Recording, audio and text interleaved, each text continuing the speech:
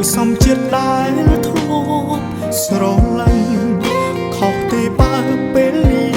លួចតាក់ទងគ្នាវិញព្រោះបងមានគ្រួសាររួចហើយបងដឹងថាបងកំពុងតែធ្វើខុសបងសុំទោសហាមចិត្តមិន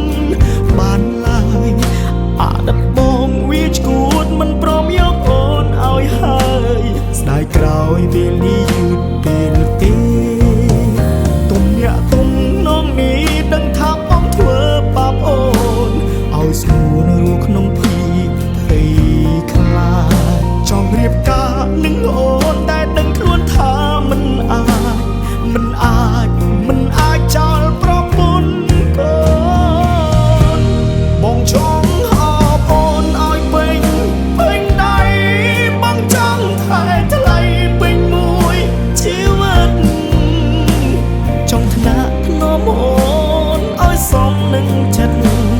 ដែលស្នេហ៍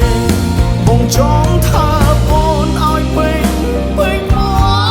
មិនចង់លួចលាក់ជួបគ្នាបែបនេះទេសុំទោសប្រពន្ធដែលបងវាវេលួចថែស្នេហ៍ចាគេមិនមែនជាអ្នកថ្មីទេតែគេជាអ្នកចាស់ដែលបងធ្លាប់ស្រឡាញ់កាលពី13ឆ្នាំមុនបងសុំទោស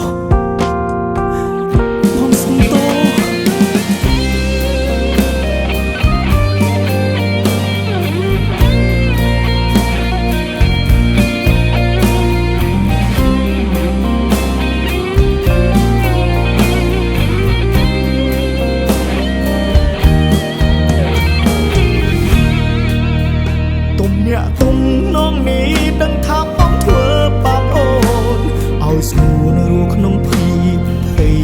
ខ្លាច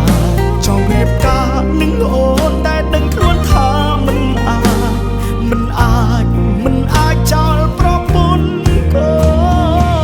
នបងចង់ហៅអូនឲ្យពេញដៃបងចង់ថែថ្លៃពេញមួយជីវិតចង់ថ្នាក់ធ្នមអូនឲ្យសមនឹងចិត្តដែលស្នេហ៍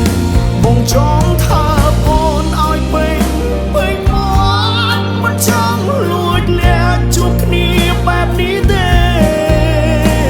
សុំទោសប្រពន្ធដែលបងវាវេលួចថែស្នេហ៍